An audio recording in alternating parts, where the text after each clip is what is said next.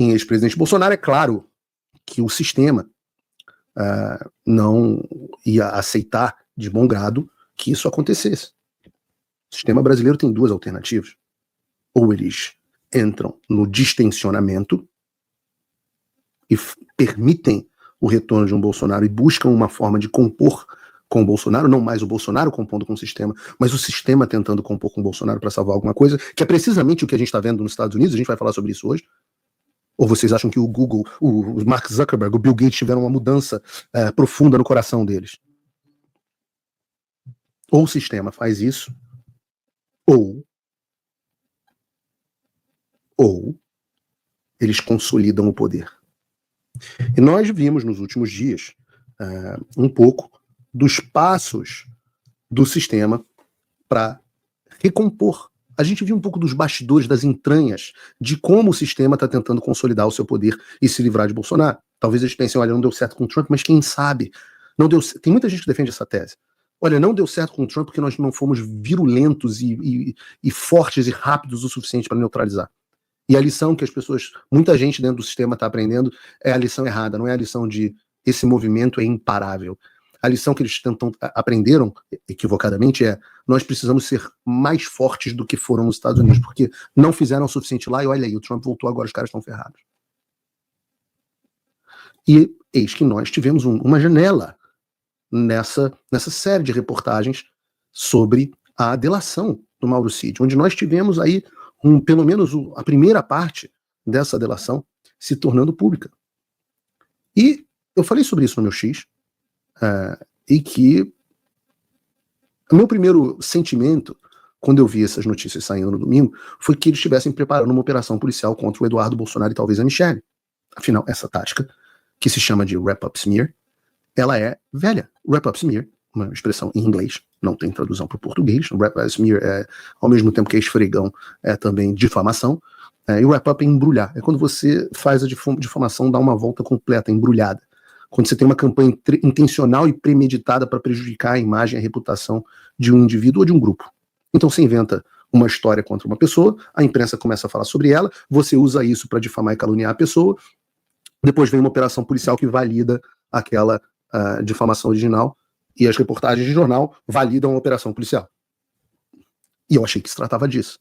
Mas depois, e essa ainda sem dúvida nenhuma é uma possibilidade, mas eu parei para investigar e fazer algumas reflexões. A primeira reflexão foi que quem publicou a reportagem sobre a delação do Cid foi o Hélio Gaspari. E apesar de, claro, as críticas que eu tenho ao Hélio Gaspari, ele é um jornalista muito sênior. Ele não é aquele cara da notícia do dia a dia. Ele não é o cara da coluninha de fofoca política. Ele não é a Mônica Bergamo. Ele não é o Lauro Jardim. Ele não é a Bela Megali. Reparem, são essas pessoas, Dani Lima, até a própria Andréa Sadi, essas são as pessoas utilizadas para vazamentos no Alexandre. Eu não vi até hoje o Hélio Gaspari cobrir nada em relação a isso. Então é claro que eu achei estranho. E hoje em dia eu tenho o palpite informado, bem fundamentado, de que a fonte de vazamento pode ter sido outra. Não é que eu não tenho certeza que não tenha vindo do Alexandre, afinal, na Vaza Toga nós vimos o juiz Marco Antônio Vargas numa conversa explícita com o Talhaferro, dizendo, abre aspas, ele quer pegar o Eduardo Bolsonaro. Sem dúvida nenhuma eles querem pegar o Eduardo Bolsonaro. Mas Hélio Gaspari foi estranho. E eu comecei a cavucar e pensar de onde veio esse vazamento. Quem pode ter tido acesso recentemente a esses documentos que são de 2023? E aí, como eu disse, eu tenho um palpite informado. Eu não vou ser leviano, não vou dar ele aqui, mas a quem interessou esse vazamento? Eu diria que ou melhor, nós, temos as nossas suspeitas. Ainda mais depois da entrevista do Andrei da Polícia Federal lá no Roda Viva. Mas qual é o contexto da delação? Isso é importante. A gente está falando de um Mauro Cid, ali naquele momento de 2023, completamente isolado. E isso é verdade. Os deputados, os senadores, a direita abandonou o cara. Todo mundo abandonou o cara. E política é cruel. As pessoas abandonam mesmo quando você está na merda. E ele está lá nessa situação completamente sozinho. E os caras da Polícia Federal começam com a mando do Alexandre, começam a ameaçar a filha dele, com áudio, teve um áudio da filha de 15 anos vazado pela imprensa. Começam a ameaçar, colocando a esposa do Cid, no caso das Macinas, o pai dele, no caso das joias, os subordinados dele. E aí você tem um cara completamente abandonado, que está vendo seus familiares ameaçados, e os seus subordinados ameaçados, que vale muito para militar, alguns presos. E eu vou dizer para você, eu sou absolutamente sincero com vocês, não vou ficar aqui criticando o cara não, porque em cima de familiares é dose, né? Você tem uma pessoa que, com familiares ameaçados e completamente abandonados pelos seus aliados, em depressão, eu não consigo dizer que eu faria diferente, não. Sendo absolutamente sincero. Então, que Deus me proteja disso. Graças a Deus, minha família está aqui nos Estados Unidos. Mas o que você tem de factual? Porque nós tivemos uma janela do que de fato o Cid falou. Até então, nós só lidávamos com o que havia saído na imprensa. E quando nós vimos o que de fato ele falou, a gente repara que, primeiro, uma falha central.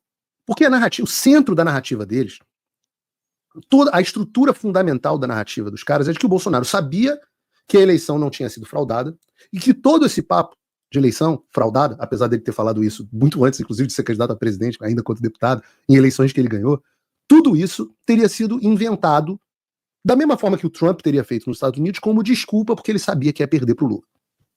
Só que o que o depoimento mostra é que o Bolsonaro tinha convicção de que houve fraude. Então ele procurou uma maneira legal, com juristas, para tomar uma atitude. Juristas. Ora, quem quer dar um golpe, simplesmente dá um golpe. Não chama um professor de direito constitucional para montar uma minuta com considerando os indas e vindas, houve os militares, houve não sei quem, houve... Caminhos legais. A busca foi por um caminho legal.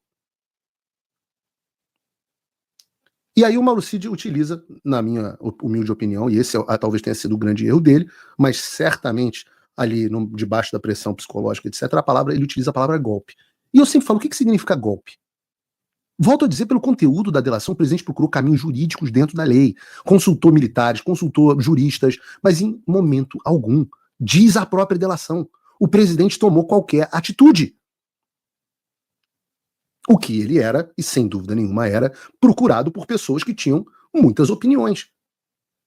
Você no seu grupo, você que está me assistindo, você, no seu grupo de família, você por um acaso, tinha gente que tinha que falar, tem que fazer isso mesmo, tem que fazer alguma coisa, como aconteceu no grupo dos empresários, que depois foram perseguidos pelo Alexandre. Responde aqui, como dizia o Clodovil, olha aqui no Lente da Verdade. Você teve algum familiar que queria que houvesse golpe, até que matassem o Alexandre? Tinha. Vai todo mundo preso? Quantas pessoas vocês não acham que o presidente Bolsonaro tinha aparecendo para ele dizendo que ele tinha que fazer alguma coisa? E eu era um que dizia ao vivo, no ar, que algo deveria ser feito. Não poderíamos ter sofrido um golpe do Alexandre de Moraes e do establishment com apoio americano sem nenhum tipo de reação. Não poderíamos. E isso é legítimo. Não é golpe. Ora, mas e o Eduardo e a Michelle serem grupos de um membro radical, Jorge Seif também, etc. Tudo isso é achismo. Vejam, a gente tem que ser honesto, tem certos bastidores aqui que eu não gostaria de ter que falar, mas a gente sabe, a gente que é jornalista, sabe como é que essas coisas são, a gente apura. No caso da Michelle e do Cid, sequer o Cid pode ter ouvido muita coisa da Michelle, porque o Cid e a Michelle mal tinham contato entre si. A Michelle não gosta do Cid. Coisa de dia a dia, de funcionário, de ajudante de ordem, primeira-dama. Eu sei como é que é isso. Mas o Cid não vai poder dizer que viu a Michelle falando ou fazendo alguma coisa. Volto a dizer, jogaram o Jorge Seif nesse balaio que publicou uma declaração contra. Agora, o Cid ouviu dizer, mas o Eduardo nega, o Seif nega, todo mundo nega. Então eu retomo a minha pergunta, o que é golpe? Esse é o assunto central. E mais, a mãe de todas as narrativas, que é que o Bolsonaro perderia as eleições e inventou uma história de fraude nas urnas como justificativa para depois das eleições dar um golpe, ela é completamente desmontada pelo relato do Cid. Não só pelas ações do Bolsonaro, claramente, mas pelo relato do Cid. O relato do Cid diz: o presidente tinha certeza que encontraria provas de que a eleição foi roubada. Então veja vocês, as coisas que eu reportava que de fato estavam acontecendo, eu sempre reportei que, havia uma divisão de opiniões acerca do que devia ser feito, 2, que o presidente não estava convicto do que queria fazer, e nem dos meios que ele tinha para ação, e 3, que mesmo dentro dos militares havia divisão. Eu sou indiciado por reportar a vocês, do público, essa divisão, e como se posicionava cada um dos militares. Eu volto a dizer, o que eu reportei é absolutamente fidedigno. E essa é a marca de um jornalista que toma cuidado com as informações que reporta. Aqui não é Globo News. E conforme os documentos forem desvendados, vocês, e eu gosto disso, vocês vão ter a oportunidade de descobrir quem eu sou. Aqui não tem tic-tac, não tem promessas falsas, aqui não tem omitir as informações que eu posso tornar públicas, não tem. O meu compromisso é com a verdade e a minha posição é clara. Nós vivemos um regime no Brasil depois de um golpe dado por essas pessoas que estão no poder. E eu vou continuar fazendo esse jornalismo com o seu apoio. Para isso, eu preciso que você considere a possibilidade de contribuir com o meu trabalho. Você pode fazer isso entrando em www.paulofigueiredoshow.com/apoie. E lá você tem algumas humildes opções. Você pode se tornar meu apoiador se você usar o cupom de desconto aqui, PF Show, ou P Figueiredo Show, uma coisa assim. O cupom tá aqui na descrição, já não me lembro mais. Mas você vai ter um desconto, vai pagar nos 3 primeiros meses pouco mais de $5 por mês. É uma quantia muito baixa, é uma promoção do McDonald's para você ter acesso ao meu conteúdo exclusivo. Depois disso, você pode, melhor ainda, se você quiser, se tornar meu patrono Gold.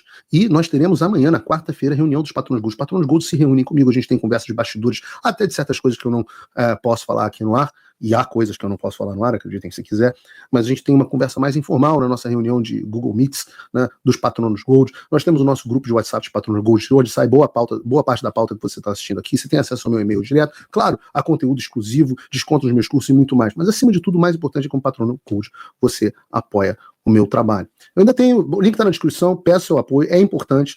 Se você não quer jornalismo lá Globo News, essa é a forma de você garantir que eu continue fazendo o que eu estou fazendo, www.paulofigueiredoshow.com/apoie, ou o QR Code aqui em cima para você, ou o link na descrição. O importante é você me apoiar. Tem até link para você me fazer doação em Bitcoin lá. Eu gosto muito desse negócio de Bitcoin e cripto.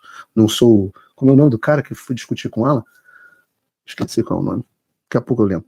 Renato 38, não sou Renato 38, mas gosto de Bitcoin. Entra no link da descrição.